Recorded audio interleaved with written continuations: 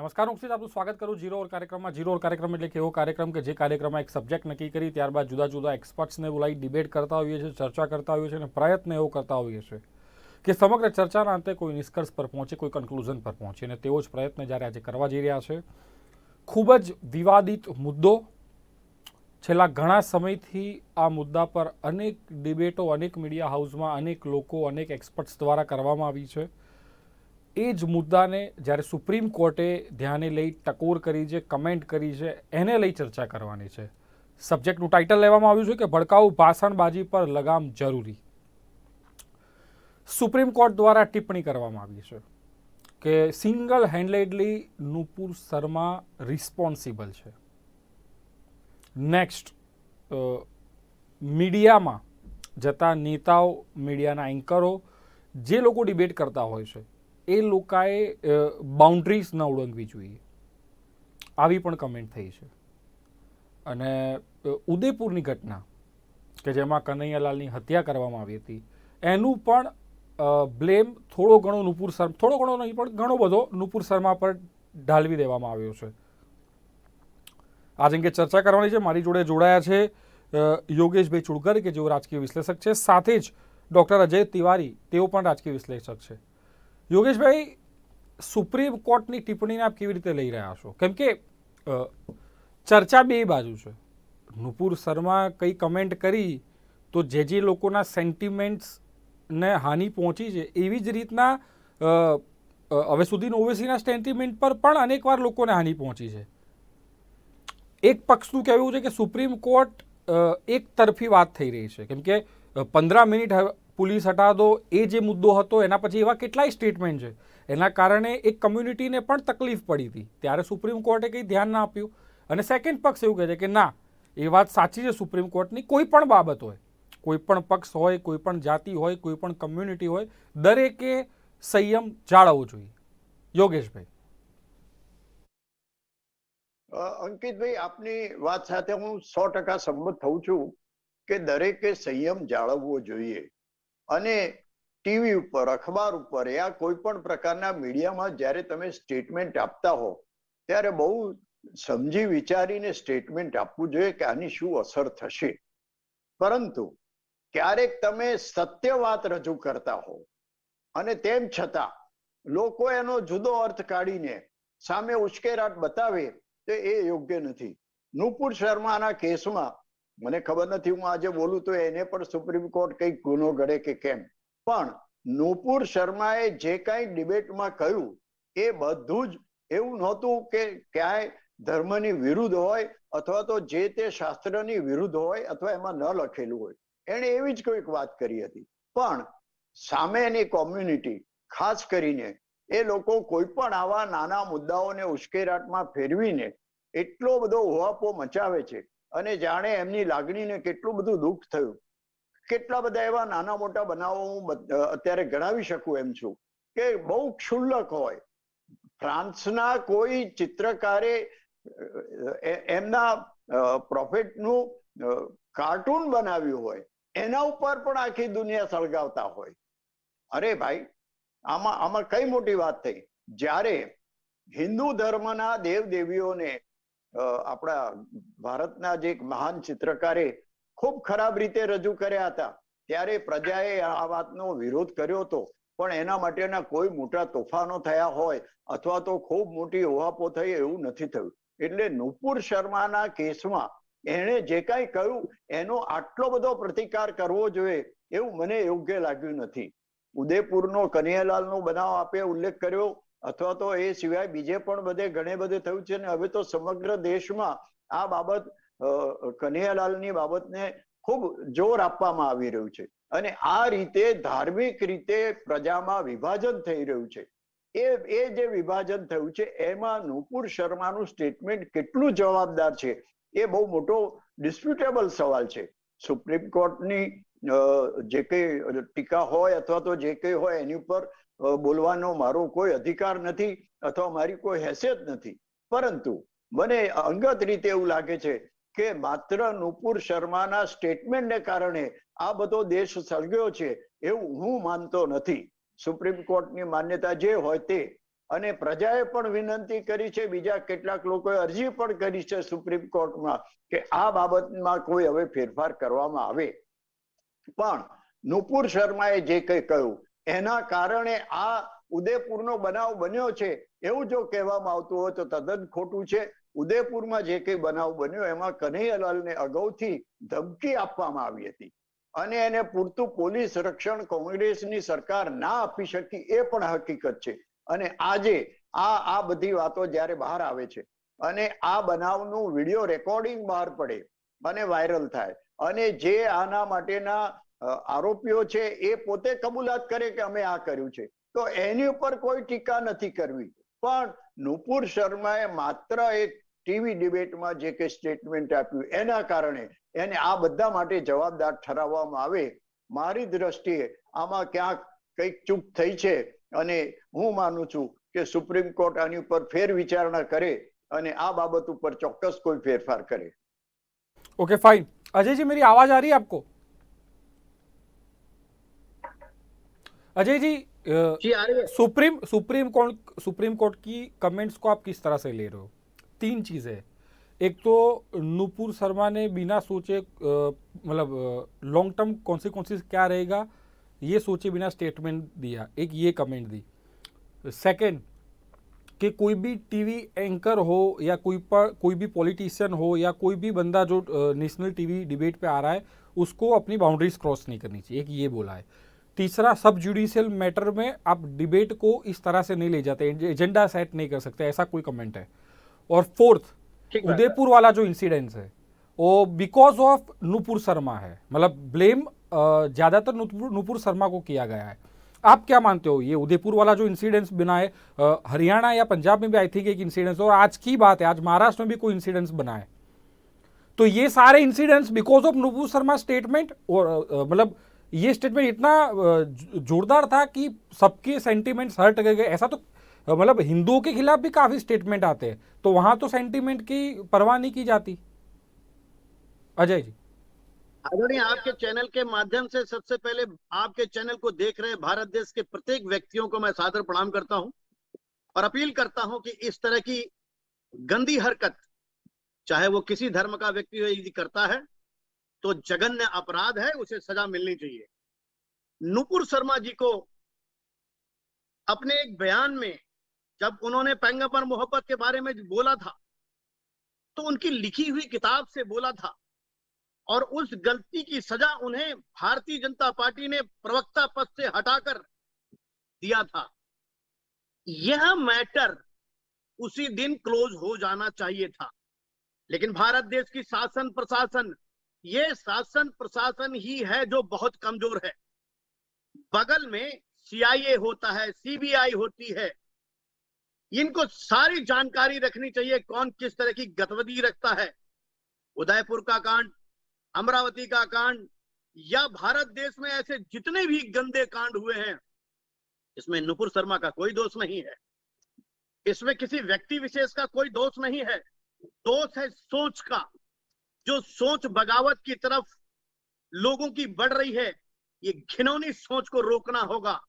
भारत देश के प्रधानमंत्री चाहे नरेंद्र मोदी हो, चाहे कोई भी व्यक्ति हो, इस देश के इस सोच के व्यक्तियों को जितनी जल्दी सजा दी जा सके उसको जल्दी से जल्दी सजा दे देनी चाहिए, ताकि कोई दूसरा अपराधी, चाहे वो किसी भी धर्म का हो, वो आंख उठा ना पाए. आज एक ने आंख उठाया, खुलेआम टीवी चैनल पर बयान दिया, खुलेआम पाकिस्तानियों के साथ वार्ता की, और ये इसको नुपुर शर्मा की कमी बताई जा रही. नुपुर शर्मा ने जो किताब में लिखा था उसको एक सार्वजनिक टेली चैनल पर पैगंबर मोहम्मद के बारे में बोला, वह धर्म को बोलकर पछताई और भारतीय जनता पार्टी ने बड़ा सख्त निर्णय लिया, एक प्रवक्ता के पद से उनको हटा दिया, भारतीय जनता पार्टी से निष्कासित कर दिया. तो यहाँ के जनमानस को इस बात को समझना चाहिए. आज सुप्रीम कोर्ट ने नुपुर शर्मा को फटकार लगाई है और यह कहा है, सुप्रीम कोर्ट जो हमारे भारत देश के संविधान का कर्ता धर्ता है, जिस पर भारत देश के जनमानस की आस्था और विश्वास है, वह सुप्रीम कोर्ट का जज चाहे कोई भी हो, यदि वह यह कहता है कि उदयपुर का कांड नुपुर शर्मा से जुड़ा है तो ये गलत है। आपको मालूम होना चाहिए कि उदयपुर का कांड में उस टेलर का कोई दोष नहीं था। उसके घर में 5 व्यक्ति रहते हैं, जैसे हमारे हाथ में 5 उंगलियां हैं। यदि किसी ने किसी का समर्थन करके एक पोस्ट कर दिया, क्या मतलब है? इतनी हिम्मत, इतना जघन्य अपराध कि किसी की गर्दन काट देंगे आप? कोई हिंदू हो, मुस्लिम हो, सिख हो, ईसाई हो, अगर इस तरह का जघन्य अपराध करता है तो भारत सरकार को ला में संविधान में बदलाव करना हो, ला में बदलाव करना हो तो इमीडिएट बदलाव करके इन जघन्य अपराध करने वालों को कड़ी से कड़ी सजा मिलनी चाहिए। मैं आपके चैनल के माध्यम से यह नहीं कहना चाहता कि हिंदू, मुस्लिम, सिख, ईसाई में मुसलमान बुरा है। मुसलमान यदि बुरा होता तो बहुत से मुसलमान आज धर्म की तरफ उंगली उठाने के खिलाफ भी घूमते हैं। ऐसा नहीं है सभी मुस्लिम खराब हैं, लेकिन इस मुस्लिम मौलियों को भी रोकना होगा। जो मुस्लिम अगल बगल हमारा पड़ोसी यदि गलत काम करता है तो मेरा फर्ज बनता है कि मैं उसको गलत काम करने से रोकूं। इसलिए मैं अपील करता हूं आपके चैनल के माध्यम से, इसमें नुपुर शर्मा का केस ना समझा जाए, इसे ये समझा जाए कि मन बढ़े, मन चले और क्रिमिनल माइंडेड लोगों ने ऐसा काम किया है, इसको क्रिमिनल समझ करके बाकायदे सजा देनी चाहिए। मैं तो कहूंगा कानून बदलिए, चौराहे पर शूट करिए। क्या भारत देश के बाहर आज प्रधानमंत्री नरेंद्र मोदी भारत देश के बाहर जा रहे हैं, G7 लाने की कोशिश कर रहे हैं, G7 में घुसने की कोशिश कर रहे हैं, और भारत देश छोड़कर विदेश में देखिए चौराहे पर सजा मिलती है। क्या भारत देश में चौराहे पर सजा नहीं मिल सकती? मिलनी चाहिए। ऐसे लोगों को चौराहे पर खुलेआम सभी के बीच में शूट कर देना चाहिए। एक एक एक वर्ग का व्यूज ये भी है कि सुप्रीम कोर्ट ने जो अवलोकन किया है, जो कमेंट्स किए, वो एक तरफा है। मतलब पिछले कुछ अगर स्टेटमेंट्स ली जाए तो ओवैसी जी ने भी दिया था कि 15 मिनट के लिए पुलिस हटा दो। एक ये स्टेटमेंट नहीं, ऐसे काफ़ी स्टेटमेंट्स है जिससे हिंदू कम्युनिटी की सेंटिमेंट्स पे काफ़ी क्वेश्चंस किए थे। तो उस टाइम पे सुप्रीम कोर्ट ने कोई ज़्यादा मार्किंग नहीं किया या कमेंट नहीं की, ये एक चीज़ है। देखिए, मैं आपसे एक जानना चाहता हूं, हम पूरे भारत देश के समाज से जानना चाहते हैं कि एक व्यक्ति मुंबई में एक जघन्य अपराध करके चलने लगता है और उसकी गिरफ्तारी होती है, उसे कई वर्ष तक सजा नहीं मिलती। क्या यही मेरे भारत देश का नियम है? ये भारत देश का अगर ला ये नियम है तो सिर्फ इसलिए है कि एक मुलजिम मारा जाए लेकिन कोई निर्दोष ना फंसे। शायद भारत देश की इस ला ने इस भारत देश के कानून को पंगु बना दिया है। अब अभी आप कह रहे हैं कि वह जो जज साहब ने सुप्रीम कोर्ट में जो बयान दिया उसके कुछ पक्षधर लोग हैं, कुछ विपक्ष। हम ये थोड़ी कह रहे हैं कि जज साहब ने जो किया वो गलत है, पर जज साहब ने यदि डांटा है तो डांटना जरूरी था। लेकिन यदि जज साहब ने ये कहा है कि उदयपुर का कांड शर्मा से जुड़ा था, नुपुर शर्मा से, तो यह मैं भी गलत कहता हूं।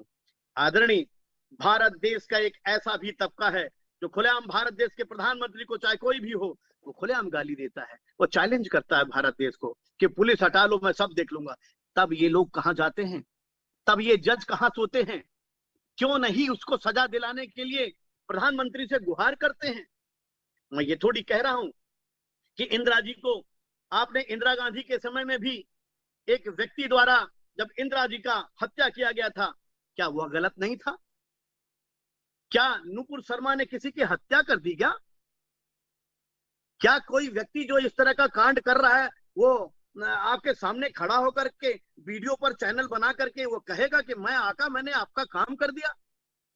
मैं नरेंद्र मोदी प्रधानमंत्री को, आज नरेंद्र मोदी प्रधानमंत्री किसी भारतीय जनता पार्टी के प्रधानमंत्री नहीं है, भारत देश के प्रधानमंत्री हैं, और भारत देश का प्रधानमंत्री किसी पार्टी का प्रधानमंत्री नहीं होता। ठीक है, ठीक।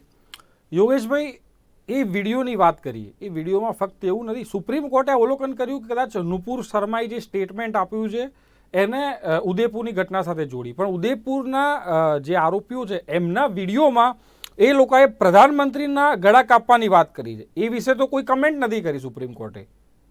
યોગેશભાઈ, ઉદયપુરના જે આરોપીઓ છે એ લોકોએ પોતાની જાતે કબૂલ કર્યું છે કે આ અમે કર્યું છે, અને અમે આવી જાતનું કોઈ પણ હશે તો આવું ફરીથી પણ કરીશું. અને એમના પાકિસ્તાન સાથેના કનેક્શન પણ મળ્યા છે, પાકિસ્તાનમાંથી એમને ટ્રેનિંગ મળી હોય એવું પણ મળ્યું છે. ત્યારે આ જાતનું ડોક્ટર અજયજીએ કીધું એ પ્રમાણેનું જે સોચ છે, જે વિચાર છે, એને જડમૂળથી નાબૂદ કરવાની જરૂર છે. Yes yes yes, appreciate.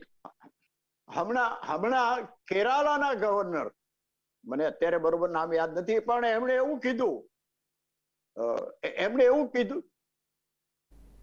Mohammad Arif है मोहम्मद आरिफ को, जिनकी चर्चा राष्ट्रपति के लिए भी हो रही थी, तो उन्होंने ऐसा कहा कि मदरसे में ये सिखाया जाता है कि किसी का गला कैसे काटे.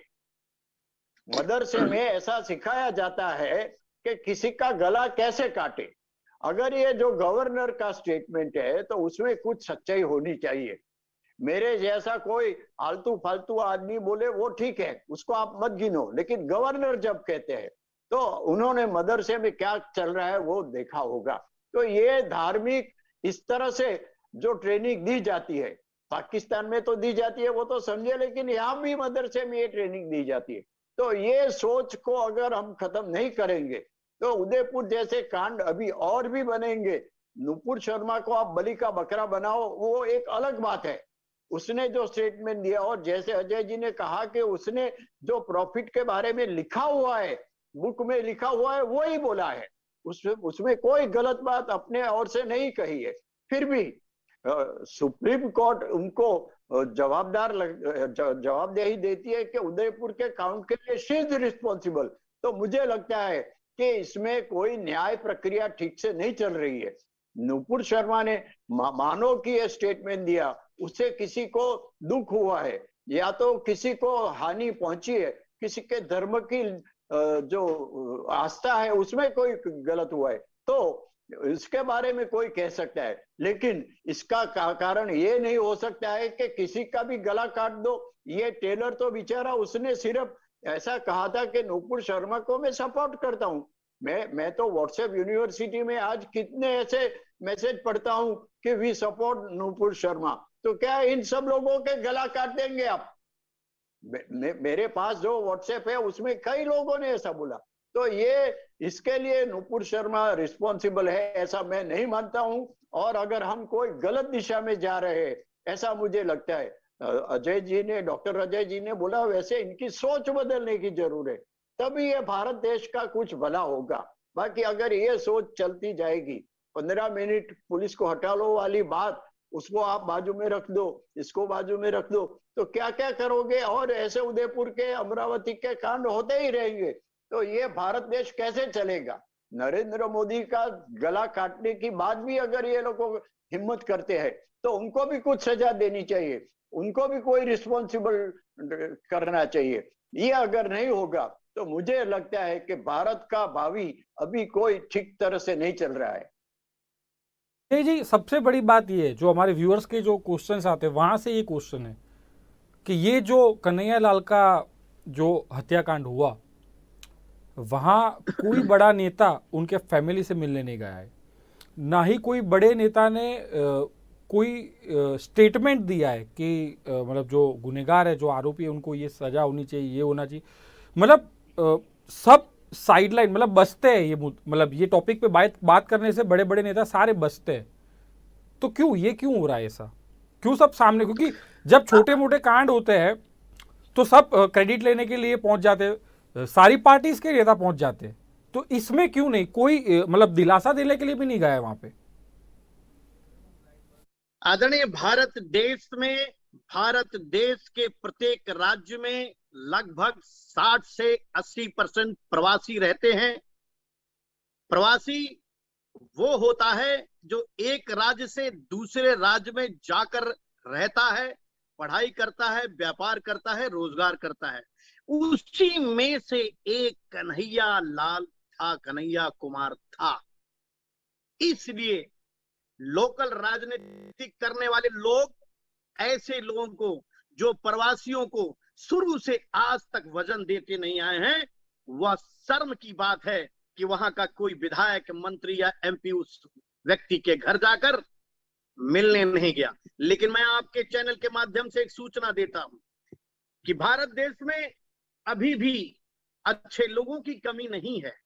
दिल्ली के कपिल मिश्रा, जो आम आदमी पार्टी से निकाल दिए जा चुके हैं, उन्होंने 2 घंटे में 1 करोड़ रुपए चंदा कर कन्हैया कुमार के घर भेजने का काम किया, और यह एक सराहनीय कार्य है और ऐसा होना भी चाहिए।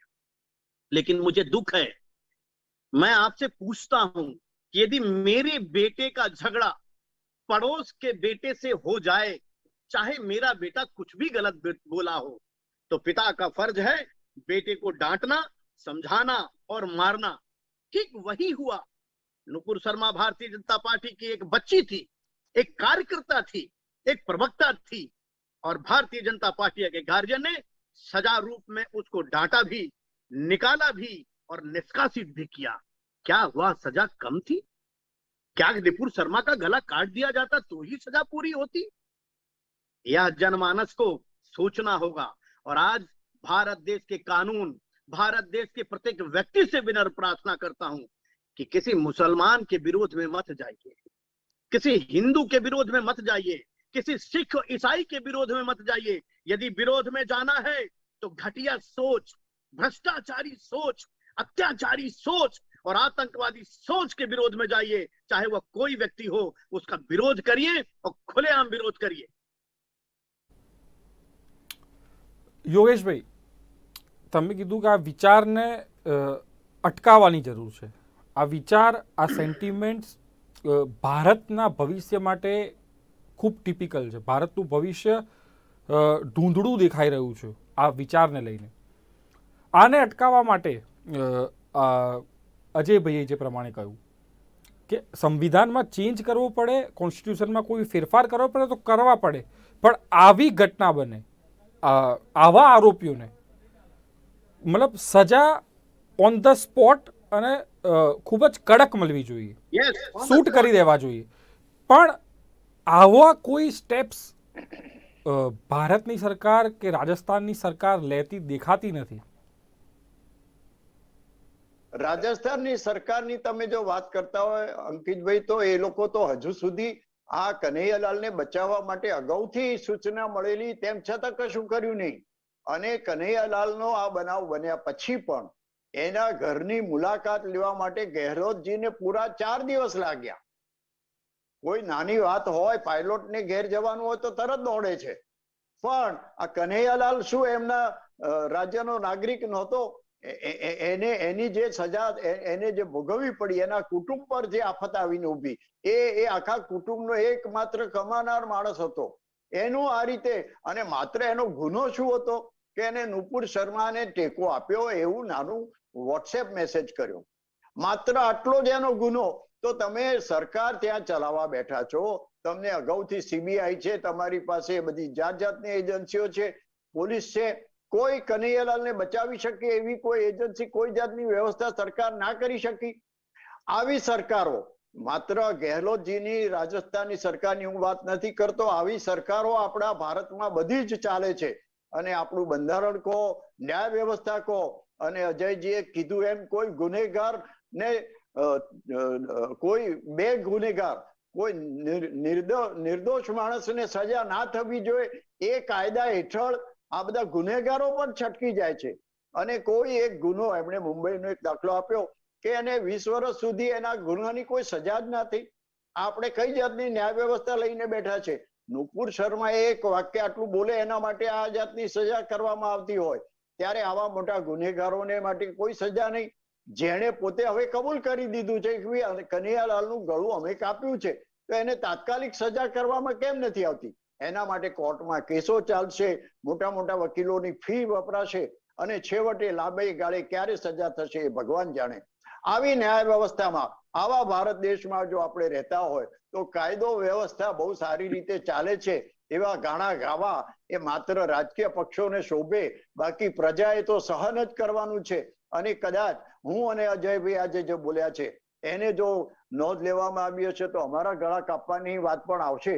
એવું મને લાગે છે. એટલે હવે અજયભાઈએ કીધું એ પ્રમાણે બંધારણમાં સુધારો કરવાની જરૂર છે, કાયદાઓમાં સુધારા કરવાની જરૂર છે, અને આવા કેસોમાં તાત્કાલિક ન્યાય મળે, તાત્કાલિક સજા કરવામાં આવે. બહુ લાંબો સમય એમાં કાઢવાનો જ ના હોય. એને કબૂલ કરી દીધું છે કે અમે ગુનો કર્યો છે, તો પછી હવે કોર્ટમાં સાબિત કરવાની જરૂર ક્યાં રહે છે? ભલે હું કાયદાનું જ્ઞાન નથી જણાતો, પણ મને એવું લાગે છે કે જો ગુનેગાર હોય તો એને સજા થવી જ જોઈએ, અને તાત્કાલિક સજા થવી જોઈએ. તો જ આ જાતની વિચારધારા ક્યાંક ને ક્યાંક અટકશે. Okay, fine. આ બંને જોડાયા, જે પણ ચર્ચા કરી, જે પણ ઇનપુટ્સ આપ્યા તે બદલ આ બંનેનો આભાર. તો આ હતી ખાસ આજની ચર્ચા. મેઇન કન્ક્લુઝન, સુપ્રીમ કોર્ટની કમેન્ટ એક બાજુ, અજયભાઈનું, યોગેશભાઈનું બંનેનો એક મત. જો સુપ્રીમ કોર્ટ ઉદયપુરની ઘટનાને નુપુર શર્માના સ્ટેટમેન્ટ પર બ્લેમ કરતી હોય, કાં એનો આધાર માનતી હોય, તો દેટ ઇઝ રોંગ. સુપ્રીમ કોર્ટે કયા લોજિક સાથે આ સ્ટેટમેન્ટ આપ્યું એ બી એક પ્રશ્નચિહ્ન છે. અને જે પ્રમાણે યોગેશભાઈ અને અજયભાઈ ફરી એકવાર કહ્યું કે નુપુર શર્માએ ટીવી ડિબેટમાં જે પણ કીધું છે એ સત્ય કીધું છે, એમની ચોપડીમાંથી કીધું છે.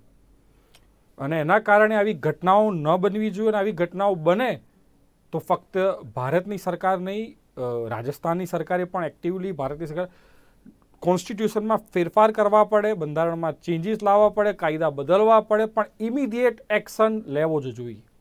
તો આ તો સબ્જેક્ટ આજની ચર્ચા. ફરી મળીશું, ત્યાં સુધી આપશો. નમસ્કાર.